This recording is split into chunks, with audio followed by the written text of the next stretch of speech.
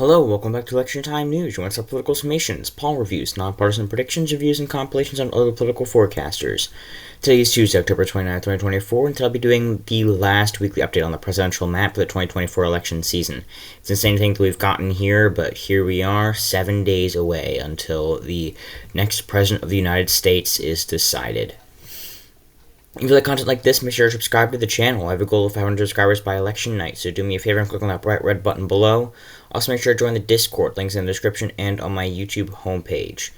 So now on the video here, we can see that I have my sheet of all my predictions, which is based off of past voting data, demographics information, and polling data, as well as early voting data, which has been a bit of the reason on why Arizona has gotten a bit tighter, Georgia has gotten better for the Republicans, Pennsylvania has broken out of the pure toss-up category to go a bit for Kamala Harris, same for Wisconsin, and why Michigan has actually upgraded to the lean category for Kamala Harris, albeit narrowly.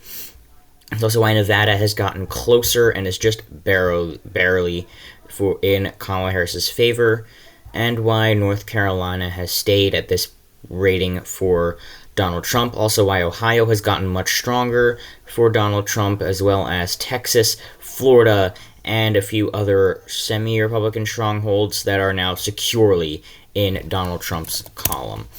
So I'm going to go in poll closing time order, starting with the first states to close at 7 o'clock p.m. We have Indiana and Kentucky are going to be called for Donald Trump right away, and Vermont for Kamala Harris. All of these are very Republican states. Now, Indiana, interestingly, went for Barack Obama in 2008 by 1%, but then it immediately turned red again and went for Romney by 10.2%. And then in 2016, it went for Trump by 19.2% and has not really gotten anywhere close to the Democratic column since. It's going to be called at poll closing time. Same for Kentucky. Vermont was the bluest state in the 2020 presidential election, voting for Biden by 35.4%. It is the second most Democratic voting region in the country, only after the District of Columbia. So, looking next are the states that have closed that can't be called yet, which are going to be the state of Virginia, South Carolina, and Georgia. Next state that's going to be called is going to be South Carolina, just a few minutes after the polls close. Normally, the election projectors end up waiting a bit for the first official numbers to come in before they actually call the state. It's a bit closer than the state's 16.1, 25.9, and then only 11.7 for Trump. So it's a little bit closer, but it is still a safe pickup, automatic pickup for Donald Trump this election cycle. There is no campaign that needs to be done there. There has been none, and Donald Trump will win it by default. Then that's going to be called probably right around 7:10 p.m. or so on Eastern Time. All the times I'm saying are going to be in Eastern Time. Next is going to be the 7:30 p.m. poll closings, which are going to be in Ohio and North Carolina. All of West Virginia, except for these three easternmost counties, the Panhandle, will close at 7:30, but because not all of the counties in the state are closed, I will not call the state until 8 p.m., which, because of how Republican the entire state is, it is the second most Republican state and the third most Republican voting region in the country. 39 points for Trump in 2020. Only more Republican than that is Wyoming and Nebraska's 3rd congressional district. But I will still not be calling any states or regions until every single county or region inside of it has closed. So that includes West Virginia, which I will be calling at 8 p.m. So we have Ohio and North Carolina. They are both somewhat competitive. Neither of them is going to be called at poll closing time. But, going based off of my own projections, which I will be live streaming on election night. Make sure to subscribe so you do not miss that. It will be the best one available on YouTube. I have my own theme packs, and I'll be doing my own calls. I'll be comparing the actual results to multiple different predictors and more. It is already scheduled, so make sure to set up that you get a notification for when it starts, starting at 5:30 p.m. Eastern Time on election night. Going based off my own calls, West Virginia will not be called until 8 p.m. at the earliest. So neither of these states are going to be called, and Virginia and Georgia are going to be still going to be too early to call at this point. Virginia, we're going to be waiting to see how long before Kamala Harris takes the lead from Donald Trump's early lead, as the votes from Northern Virginia take a longer time to count than the rest of the state. And in Georgia, it's basically the same story. How will Kamala Harris take an official lead from Donald Trump in order to win the state, or will he hold on with his initial lead, overcoming the votes in the Atlanta metro region? Next is going to be the 8 o'clock p.m. poll closing time. This is the largest one by electoral votes. Maine's first congressional district is going to be called right away, along with Connecticut, New Jersey, Delaware, Maryland, District of Columbia, Rhode Island, and Massachusetts, which are called the Democratic Eastern Starboard. That is a strong coalition of Democratic states that all voted for Democrats since 2008 by 14.1 points or more, the lowest being New Jersey in 2016, going for Clinton by only 14.1%. And all of them are going to be called right away just because of how Democratic they are. Also being called immediately for the Democrats is going to be Illinois, 19 electoral votes going for Kamala Harris. Then for Donald Trump, we are going to see in West Virginia, Missouri, Oklahoma, Tennessee, Alabama, and Mississippi called immediately for the former president, bringing his total up to 75, tying Kamala Harris's at 75, and at this point there will be a stalemate in the night. Of course, that will break as things continue to go onward. Depending on how good of a night Kamala Harris is having, she might take the lead in Virginia at about this time. However, most channels probably aren't going to call it until a bit later in the night. Next is going to be the 8:30 p.m. poll closing time. The polls will only close in Arkansas. Donald Trump will take the lead with these 6 electoral votes that will be called at the poll closing, 81 to 75. Arkansas is a very Republican state. 100% chance of a pickup here. And you can also see Georgia, I have it 60-40 for Trump currently. And anyway, Illinois, 100% for Harris. Louisiana, done that one yet. Mississippi, 100% for Donald Trump. Oklahoma, 100%. So all of these are 100% chance for going to Donald Trump. Then probably right around 8:45 or so, maybe a bit later, closer right around 9 p.m., I expect that Virginia will be called for Kamala Harris, as the votes in Northern Virginia are going to be too much to, definitely going to overcome the vote on the rest of the state. And it went for Joe Biden by 10 points in 2020. And while there was initially some good polling out of the state for Donald Trump, as soon as Kamala Harris took the lead, she really has been carrying the state for a while. The polls currently have her at 6.1%. I think she's actually going to do a bit better than that, but not by all too much. I have her winning by close to 9, which is still a point drop, but 100% to 0, that is definitely a safe pickup for Kamala Harris.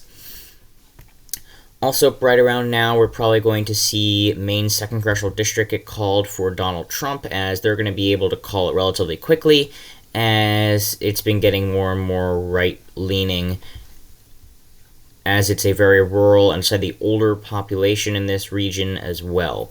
Those are both demographics that tend to lean towards Republicans. Then we are going to see the 9 o'clock p.m. poll closings, which are going to be New York for Kamala Harris. Michigan, Wisconsin, and Minnesota will all close. However, they will be too close to call at the beginning. Iowa, the same case will be there. However, North and South Dakota, Wyoming, all of Nebraska, minus the 2nd Congressional District, Kansas, and Louisiana will all be called for Donald Trump. Texas will be too early to call, as well as Colorado, New Mexico, and Arizona.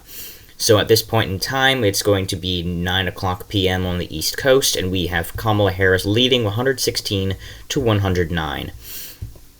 Now, probably at about 9, right around somewhere between 9:15 to 9:45, we're going to see Ohio get called for Donald Trump, as he does pull ahead of Kamala Harris's initial lead, and his lead will continue to grow over the rest of the night. I expect that he essentially will carry the state with basically no chance of Kamala Harris winning it, as he won the state by 8.1% in 2016, and then in 2020 only lost a tenth of a point margin in the state of Ohio. So it doesn't even sway that much with the rest of the nation. So even if Kamala Harris were to pull an upset and even improve 2 points from where Joe Biden was, I expect that Donald Trump will strongly hold on to the state of Ohio.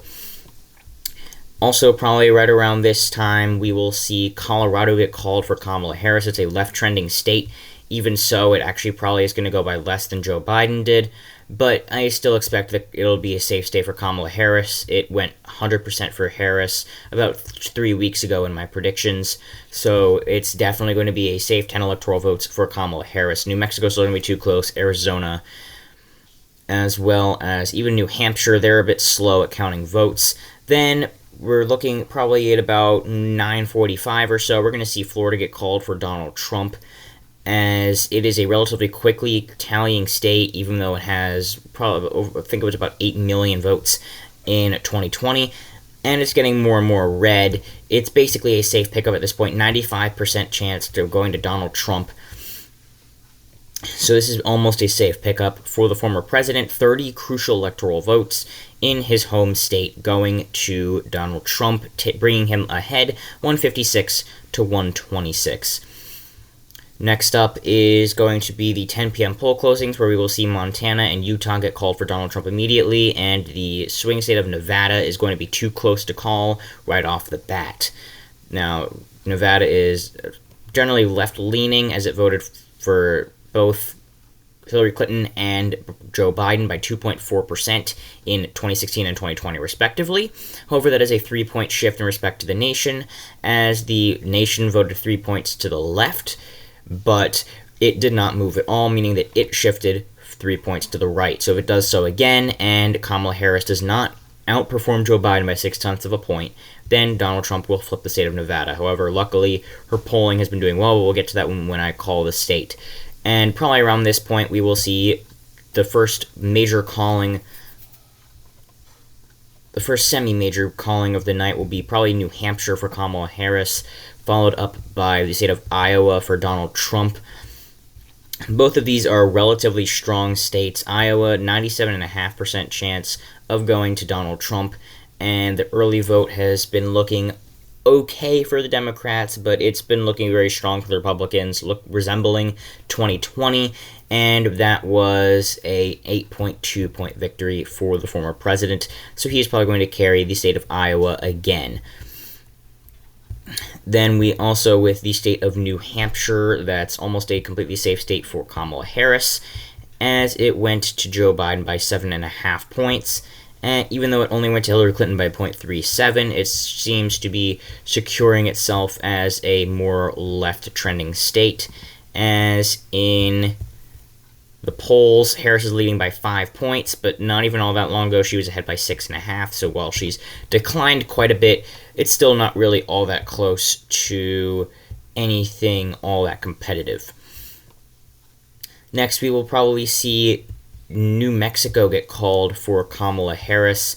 I expect that to happen probably close to about 10:30, and that's a safe state for Kamala Harris. Just set that to 100 earlier today, and she's definitely going to do worse than Joe Biden did in 2020, but it's still not going to be moving to the right enough to actually make much of a difference here.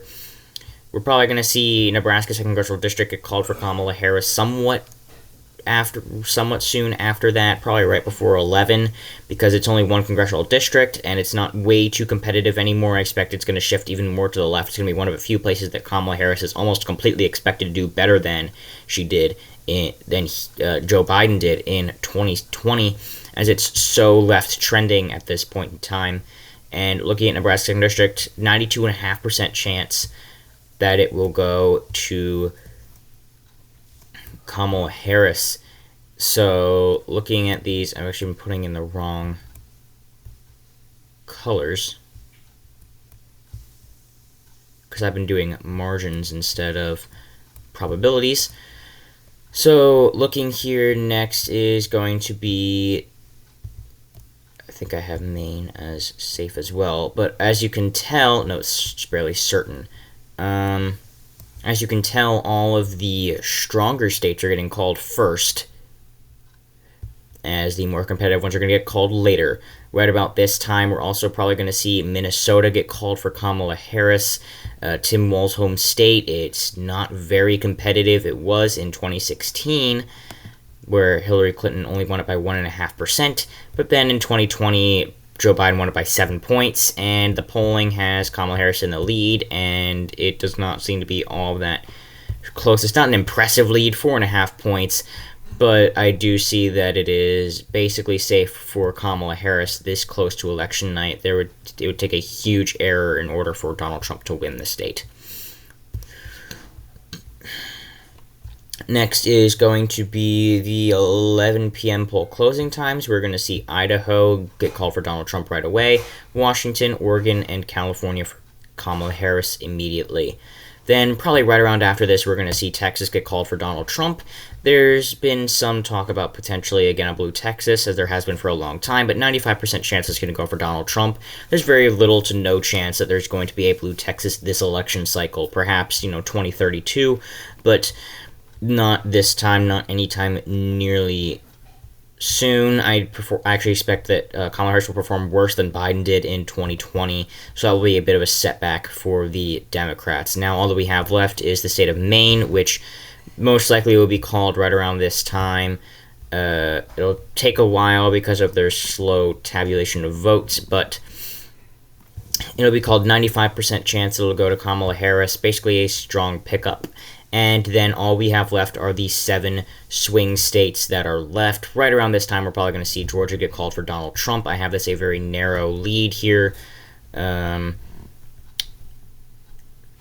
It's just barely tilt, right on the edge of lean, but the Republicans are having a strong lead in early vote data, and their registration in the state has been doing very well as the polls. They're actually doing the best in Georgia out of any of the swing states, and especially because of Trump's expected gains among black voters, even if it's 1/3 of what the crosstabs are saying, which is more along what I expect. Trump is probably just barely going to breach the double-digit barrier of black vote. That will still be enough to break the 20,000, 15,000 vote lead that Joe Biden had in 2020.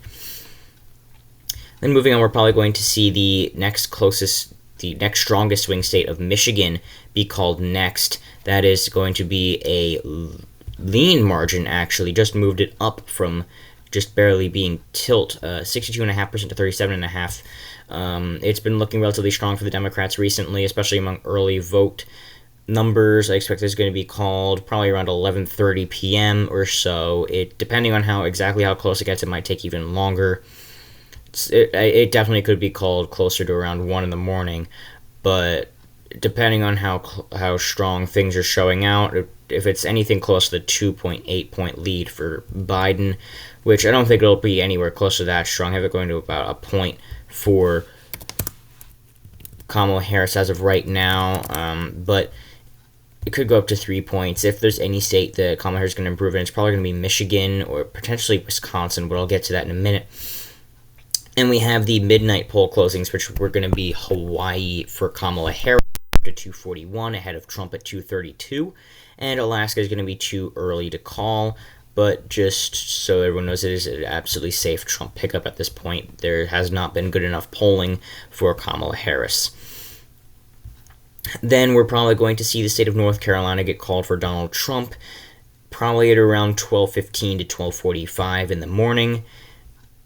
Looking down here in North Carolina, I have it 55-45 for Trump, a very narrow victory. Things have been looking relatively good for early vote data for the Democrats, but this incumbency factor of the fact that it has, except for 2008, the last time it went blue was 1976. So that is definitely going to help the Republicans here, as they have a trend of historically voting red for a very long time, only going blue in 2008.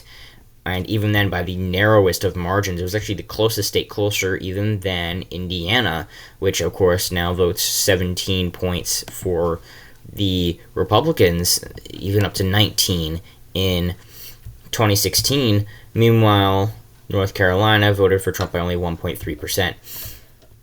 So it's probably going to vote red again this election cycle. Any hopes for a blue North Carolina are not quenched as of yet. There's definitely a chance that it could go blue, but I don't see it happening as how things are going right now.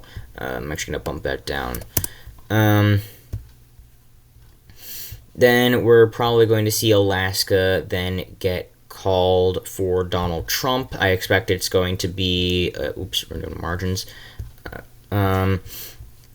It's not going to be all that close. I think that there is a slight chance that there's going to be a very slim, very, very slim improvement in Alaska just because it's such a left-trending state. But it's still going to be nowhere close to competitive for Harris, and even if it was, it's only 3 electoral votes, so sadly with our election system, she would not pursue it whatsoever, as it's too small of a prize to be worth a campaign's time. Then we're probably going to see Pennsylvania get called for Kamala Harris. Now, this one's actually... No, probably just because of how large the state of Pennsylvania is. We're probably going to see Wisconsin get called first. And Wisconsin is very, very close here. I have it going 52-47.5. Now, this is just because of the early vote data, and a slight bit because of the incumbency, just because these states, of course, voted blue for a very long time, and then only went red for Trump in 2016, and, of course, returned blue here. But, of course, because of the polling, it's definitely very, very close, but polling gets trumped out by... Harris has been leading the entire cycle, except now it's actually a perfect tie. But early vote data out trumps that because it is actual ballots being cast. So the fact that things have been looking relatively good in the state of Wisconsin does mean that it's going to move into the Democratic column. 52.5% chance. So that's basically still a toss-up. But just so they don't have any toss-ups on the end map, I will be putting this down as Democratic. Then, probably at around probably closer to around noon on Wednesday, we're going to see Pennsylvania get called for Kamala Harris. It's going to take a long time for those ballots out of Philadelphia to finally get finished counted, but 52.5, 47.5, exact same reasoning. The polling is very, very close, but the early vote data is looking relatively good for Democrats. Trump's only ahead by 0.3 points in the polling. That is well within the margin of error, and they've actually been all over the place as far as the actual polls go. And again, with the incumbency factor, I do see it slightly staying blue, but again, I could see it going up to a point in Donald Trump's favor, which is actually better than he got it in 2016. He only got it by 3/4 of a point that year. Then, lastly, Arizona and Nevada. Nevada is famously slow at tabulating their votes, and I expect it's going to be very, very close this year, so it might not get called until Thursday. But we will probably know the winner around noon or so on Wednesday to potentially early Thursday, depending on how poorly things go as far as counting votes go. And then probably around 6 p.m. or so on Wednesday, I expect that Arizona will get called for Donald Trump. And 55-45, the early vote data has been looking good for Republicans so far. Not as strong as they were as it is in Georgia, but they're doing relatively well there. There doesn't seem to be too much enthusiasm in the state of Arizona, and of course the polling is looking relatively good for Donald Trump, 1.9 points ahead in the polling average, and it's just been up from when Harris last had the lead at the very beginning of the month of September. So continual trajectory. There's not... The incumbency is definitely in Trump's favor, as it has not voted blue since 1996, and since then got very red, but just barely started coming blue. It's left trending, but not by all too much, and so most likely it is going to go red, potentially for just one last cycle, but they will still give the 11 electoral votes to Donald Trump. And then lastly, probably around Friday, we're going to see Nevada get called for Kamala Harris. This is probably numeric vote-wise going to be the closest state in the election. I have it going to Harris by 1 to 1.5 points. It could go to Trump by 1.5 points. It's just such a small state that just a few thousand votes does really mean quite a bit of a margin difference. But 52.5, 47.5, that's quite a bit down from my last projection here, but the early vote data has been looking very good for Republicans so far, so they definitely could be a healthy pickup, as if they win the state of Nevada, that would mean that Harris would have no electoral votes to lose here. But as of right now, I do see it just barely going blue at this point in time, which would, of course, finish the electoral map being Harris 276 to Trump 262, primarily based on early vote data, also a bit on incumbency factors, and a bit of polling information as well, which all comes together from my prediction sheet. Now, make sure to tune in tomorrow for the margins map, which I'll be running in the same fashion, and of course on Thursday will be the Senate map. Thank you all so much for watching. Again, make sure to subscribe to the channel if you are not already, and have a fabulous rest of your day.